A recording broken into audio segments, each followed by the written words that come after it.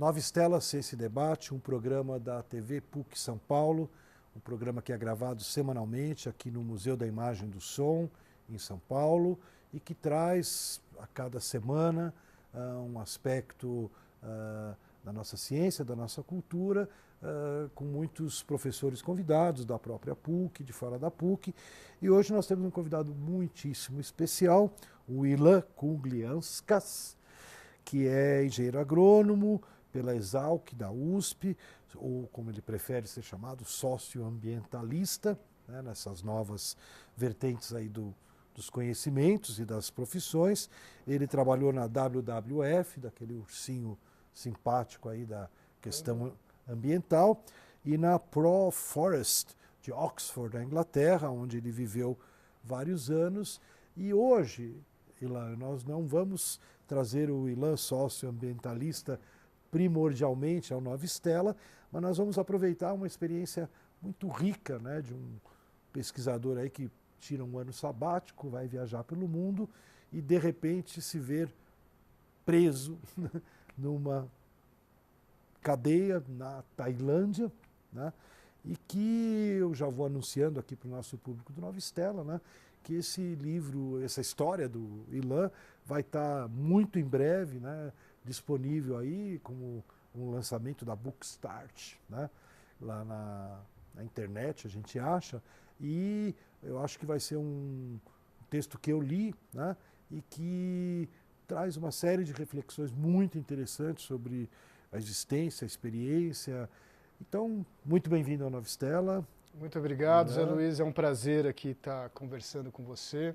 Espero que eu possa chegar nessas conversas no nível da apresentação que você A gente me tem, fez. Ilan, o Nova Estela, ele vai de um professor acadêmico, doutor, pós-doutor e pós-pós-doutor, e também a gente busca jovens escritores. Já tivemos aqui um garoto que também não é, né, um cientista aí de profissão, mas que escreveu um livro lá no Rio de Janeiro, numa outra viagem, né, vindo da favela e tal, e acho que foi uma boa receptividade do nosso telespectador. Então, fique à vontade, super bem-vindo, e conta para nós aí, como é que você foi parar lá no Oriente e o que aconteceu contigo lá? Bom, eu posso aqui falar quase o livro inteiro, se for contar. Não conta o livro inteiro para as pessoas comprarem seu livro, né? O livro dele, só para saberem, é fácil, né? Me tirem daqui. Né? Fácil de lembrar. Daqui. Bom, eu morava, como você mesmo falou, eu morava na Inglaterra, morei quase 8 anos lá, e decidi que estava na hora de voltar para o Brasil. Sempre trabalhei com meio ambiente por lá e decidi que era o momento de voltar. Só que antes resolvi ir para a Ásia, para o Sudoeste Asiático, passar quase 3 meses, como você falou, como um sabático. Porque vindo da Europa é muito mais fácil chegar lá, mais barato, e eu não sabia quando eu ia ter uma possibilidade novamente de passar tanto tempo assim viajando. Então eu Falou, fiz... vai que o Brasil tivesse uma crise, né? Nunca vai ter crise no Brasil. Em 2014 o plano de volta aqui não era bem esse, né? Não era um plano de crise. Tinha algumas suspeitas, mas não achei que iam ser comprovadas. E, bom, eu fiz uma viagem, eu fui em lugares que geralmente turistas brasileiros não vão muito, então eu comecei pela Tailândia. Fui da Tailândia, porque eu já havia estado lá 3 anos antes e gostei muito da região. Então eu fiquei poucos dias na Tailândia, fui para a Malásia. Da Malásia eu atravessei para Sumatra, fui lá para o norte, para uma ilha chamada Pulauê, que é onde teve em 2004 o tsunami. Então ela é conhecida, é uma ilha fantástica, linda, mas ela é conhecida pelas 4 mil pessoas, não, 10 mil, desculpa, 10 mil pessoas que morreram em 2004. De lá, lógico, tive vários percursos, mas de lá eu fui para Birmânia, para Burma, em inglês, ou Mianmar, como eles chamam lá. Passei um mês na Birmânia e ia terminar a minha viagem nas Filipinas, numa praia que eu já havia estado antes na outra viagem, para terminar realmente naquele paraíso, numa praia sensacional, sem descansar. Era um descanso da viagem, para terminar com chave de ouro.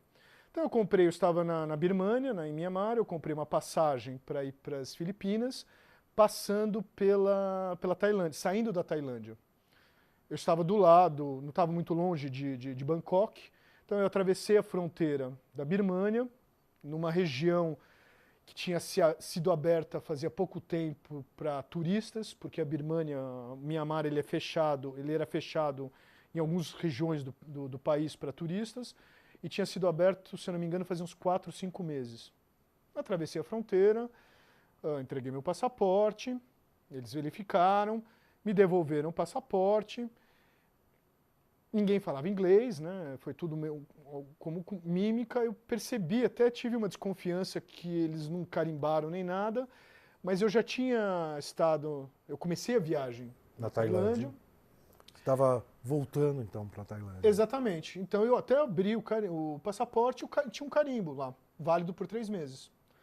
Peguei um ônibus, já dentro da Tailândia, para Bangkok, passei uma noite em Bangkok. Era um festival, era a época do Festival das Águas, que é uma espécie do ano novo deles ali.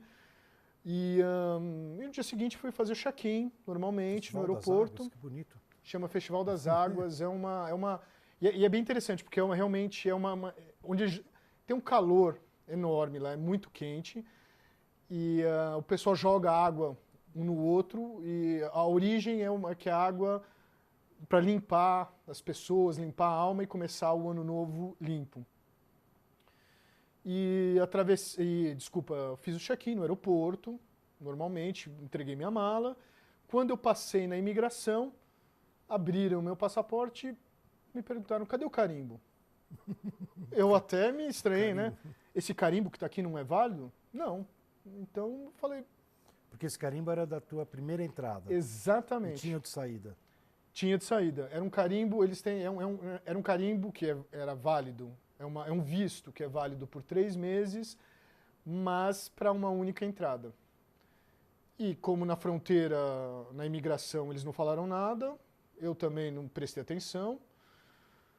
Eu estava estava ilegal na Tailândia, por um dia.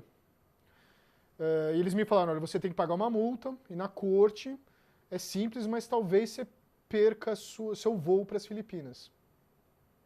Tudo bem, né? Fazer o quê? Eram $100 a passagem. Falei, você tem que pagar uma multa. Eles me falaram, deve ser algo em torno de $100 na corte. E nessa história, me jogaram numa celinha, falando, olha, talvez demore um pouco mais do que só um dia, porque a corte está fechada por causa do Festival das Águas. E o resumo da história é que eu acabei ficando uma semana preso. Eu fiquei 2 dias na delegacia e depois quase 5 dias no presídio de imigração, com mais 100 pessoas dormindo no chão. Eles dão um cobertorzinho daqueles mais vagabundos, assim, aqueles bem fininhos. Fica todo mundo em fileira, dormindo amontoado no chão. E eu fiquei lá quase uma semana. Sem ter feito nada de errado. Essa é a história, a linha básica assim, do que aconteceu. Caraca. Bom, vamos embora. E você viveu essa experiência e transformou ela em livro, né? Isso. Na verdade, a experiência e o que eu escrevi, ele vai um pouco além só de uma história de prisão. Eu poderia simplesmente contar, fui preso, é assim, é assado dentro da prisão, onde vocês, espero que leiam o livro e se tiverem curiosidade, saber como é uma prisão na Tailândia, vocês vão saber no livro, mas em toda tragédia tem sempre um lado, eu acho que em toda crise, em toda tragédia tem sempre um lado interessante que acontece, né? E nesse caso, quando eu cheguei na prisão, me colocaram no meio de tanta gente, eu fiquei desesperado, eu achei que iam mexer comigo, eu não sabia o que ia acontecer, era muita gente mal encarada. Ali, para mim, era um pesadelo. E pior, muita gente mal encarada, um calor infernal naquele lugar, eu não sabia quanto tempo eu ia ficar lá. E todo mundo mal encarado, como eu falei, mas andando de cueca de lá para cá. Eu fiquei desesperado, né? Levou um certo tempo até eu começar a perceber que as pessoas... Era uma prisão de imigrantes, de imigração. Então existiam muitos exilados, existia muitas pessoas com problemas na vida e estavam lá tentando solucionar. E eu sou uma pessoa que me interesso por outras pessoas quando eu estou bem, né? Demorou alguns dias para isso, algum tempo para isso acontecer, mas aos poucos eu conheci as pessoas dentro da cela e no livro eu conto várias histórias de vida, histórias pesadas, mas pessoas que estão lá buscando uma vida melhor. Existem pessoas ali de diversos países, Coreia do Norte, China, Palestina, Turcomenistão, Turquia, são todos países que, né, essas pessoas tinham problemas no seu país de origem e estavam lá buscando uma vida melhor. Ou existiam muitos também europeus ou americanos. Eu era o único latino-americano, pelo menos naquela fase, naquela sessão ali. Muitos europeus e aliás, quando a gente conta a história do teu livro aí, por causa infelizmente, né, da Indonésia, dos brasileiros, ele estava com drogas? Eu falo, não estava com drogas. É a pergunta que mais me falam. Você estava, ou é a brincadeira que se faz, né? Você estava com drogas? E o que me perguntam também, a primeira coisa, e aí, como é que era a comida lá, né? E as pessoal, quando leva mais um tempinho, a terceira coisa que me perguntam é, mexeram com você sexualmente, né? É a dúvida que todo mundo tem. Como é que era a comida? Então vamos por vez. Então, por partes. Eu estava na Ásia, estava na Tailândia. Então era uma comida para os padrões tailandeses. Era uma comida, era um bandejão, era uma sopa, um caldo de alguma coisa, um arroz gororoba e um ovo.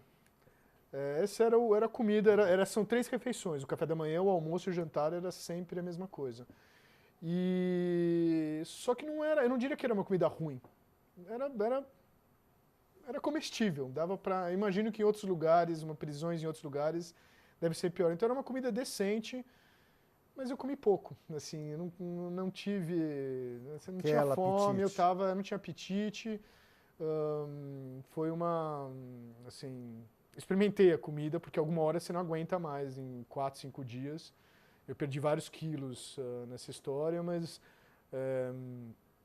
era uma comida... Foi um spa involuntário. Razoável. Dava para comer, porque as pessoas lá ficam muito tempo. Porque a única forma de você sair de lá é se você tiver uma forma de ser transferido para o seu país de origem, para o país onde você tem o passaporte. Que é o que te aconteceu. Que é o que me aconteceu. Eu demorei mais tempo porque eu só podia sair com uma passagem para o Brasil. Eu morava na Inglaterra, eu tinha minha passagem de volta para a Inglaterra, mas eu não podia sair com essa passagem. Eu fui obrigado a comprar uma passagem caríssima. Eu consegui fazer contatos com alguns amigos aqui no Brasil. Então, isso é uma coisa que, como eu já li o livro, né, que eu ia te falar, né, que me chamou a atenção, é que você, devagarzinho, conseguiu acessar a internet, né, a internet mesmo. Né? O que aconteceu é o seguinte, eu passei 2 dias na delegacia. Na verdade, eu passei 2 dias na delegacia esperando a corte abrir para eu ser julgado. Ela não abriu a corte? Não, ela abriu a corte. Depois de 2 dias na delegacia, eu fui julgado. e vocês vão ver no livro, quem lê, foi um julgamento, foi cômico. Não que para mim fosse cômico na hora, mas foi uma situação completamente cômica. Hoje eu revendo a situação. E depois que eu fui julgado, eu tinha que dar entrada na polícia de imigração, que era essa detenção, essa prisão. E por causa do festival, por causa do feriado, eu não pude dar essa entrada. Então demorou 2 dias a mais, onde eles me jogaram, eu fiquei no presídio, numa espécie de um limbo ali, esperando eu ser registrado. E depois disso, eu precisava comprar uma passagem de volta para o Brasil. Então, voltando um pouquinho, nesses 2 dias que eu estava na delegacia, eu pude ficar com o celular. E aí eu passei algumas horas na prisão, na salinha da prisão do aeroporto. Lá eu consegui acessar a internet. Acessei uns amigos aqui no Brasil. Você acessou a internet, deixa eu só perguntar até, que é por Wi-Fi ou pela uma rede que você tinha? Pelo Wi-Fi, pelo Wi-Fi do aeroporto. Ele pegou o Wi-Fi do aeroporto, você pode algumas horas se registrar, eu estava registrado, e montei tem um grupo meu de amigos de WhatsApp, e eu mantive eles informados do que estava acontecendo, pedi para não avisar minha família, porque eu achei que meus pais não iam... Eles iam, claro que iam ajudar, mas eu acho que iam surtar. E meus pais iam para a Tailândia, pegar um voo, tentar me liberar, tentar me ajudar, e não tinha muito o que fazer. Né? Talvez eles conseguissem me tirar um dia antes, mas quem está no inferno... Um dia mais, um dia menos. Um dia mais, um dia menos... Na verdade faz diferença um dia mais, um dia menos, mas eu não queria preocupar eles, esses meus amigos estavam encaminhados. Então nesses 2 dias, na primeira meia hora eu tinha o WhatsApp, e depois na cela, esses 2 dias eu consegui me comunicar por mensagem, mandava mensagem no celular. Então, eu tenho torpedo exatamente, internacional. Inclusive tem a história contada, uma história talvez contada de uma forma moderna, porque muitos diálogos que acontecem no texto são diálogos de mensagens, e que são diálogos, né? Com os meus amigos, algumas coisas que aconteceram lá. Então, esses 2 dias... E aí eu contatei a embaixada brasileira, lá na Tailândia, e mandei os e-mails e pus os meus amigos em contato com a pessoa da embaixada, para eles comprarem no final, os meus amigos comprarem a passagem. Falei, olha, compra o que for, o preço que for, depois eu te pago. Eu comprei caríssima a passagem. Deve estar devendo até hoje. Não, já pagou. Já paguei, mas deu uma desestabilizada nas minhas contas. E aí a pessoa da embaixada, eu fiquei, na verdade, 2 dias a mais, 1 dia e meio, 2 noites a mais, preso, porque a pessoa da embaixada precisava informar os meus amigos qual companhia aérea aceita levar extraditados. Porque eu fui um extraditado. E não são todas companhias aéreas. E a falta uma falta de incompetência, de agilidade da pessoa, de não informar meus amigos, me deixou mais 2 dias preso.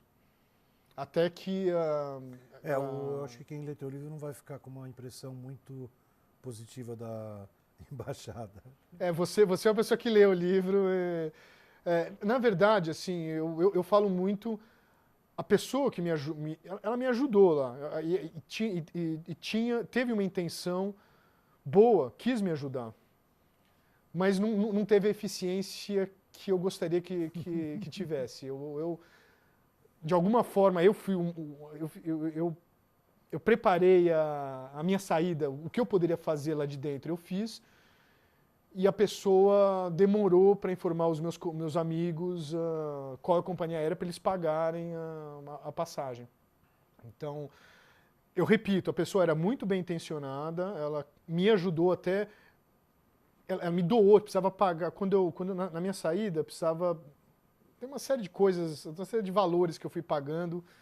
Não sei o que era oficial, não sei o que era extraoficial lá no processo, mas eu precisava, na saída, pagar um valor em torno de 20, 30 dólares. E eu já não tinha mais dinheiro nessa ida, e essa Tinha pessoa... torrado teu dinheiro. Você sabe na história, eu tive que pagar a multa. Abrindo a mão. Abrir a mão, que não sei se ajudou muito, mas tive que abrir a mão algumas horas. E me faltou 20, 30 dólares para eu sair. E essa pessoa me deu esses 20, 30 dólares, pagou e não falou mais comigo. Eu fui extraditado para o Brasil. Então ela teve muito boa intenção, mas por uma não agilidade dela, eu acho que essa é a melhor palavra, eu fiquei 2 dias a mais lá. E deixa eu te fazer uma pergunta assim, do aspecto literário do teu livro, né? Você não tinha, que eu saiba, né? Você nunca tinha lançado um livro, né? Eu te conheço há muito tempo, sei que você atua em teatro, que você lê muito, né? A gente já conversou, enfim, eu acompanho as tuas maratonas aí pela vida e sei disso. Mas como foi a experiência de, né, teu primeiro livro, né? Você sentou, escreveu de uma vez? Quanto tempo você levou escrevendo? Tem até um pouco de ficção na história, porque tem uma hora que, né, dá uma viajada. Não vou falar muito. Eu acho que eu aprendi conversando com outras pessoas, porque eu tive...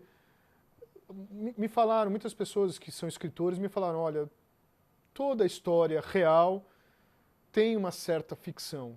Eu diria que é uma ficção porque a minha visão é como eu entendi a situação e ela não é exatamente, pode ser que outra pessoa tenha visto a mesma situação e tenha entendido de uma forma diferente. Então eu acho que tudo tem, mesmo um relato não fictício, ele tem um tanto de ficção. Agora eu sou, como você falou, eu trabalho com o meio ambiente há muito tempo, mas eu comecei a escrever algumas coisas já há um certo tempo. Eu diria que eu sou um bom contador de histórias. Eu acho que isso eu sempre fui. Só que eu nunca tive a segurança de saber se eu conseguia passar essas histórias por escrito, para que outras pessoas... Eu acho que é uma coisa bem diferente você saber contar uma boa história e você escrever e as pessoas entenderem da forma como você contaria, né, essa história. E para mim foi um desafio. A minha história é o seguinte, eu precisava escrever isso de qualquer jeito, precisava colocar para fora, porque quando acontece algo assim na tua vida, mesmo que foi um engano deles e eu não fiz nada de errado, a gente se sente muito culpado, a gente se sente, o que eu fiz de errado, eu quis entender essa história, o que aconteceu comigo, então eu comecei a escrever alguma coisa. Eu tinha a história inteira que aconteceu na minha cabeça, eu comecei a escrever. E na verdade, minha história aconteceu eu acho que eu comecei a ter mais segurança por 2 pessoas.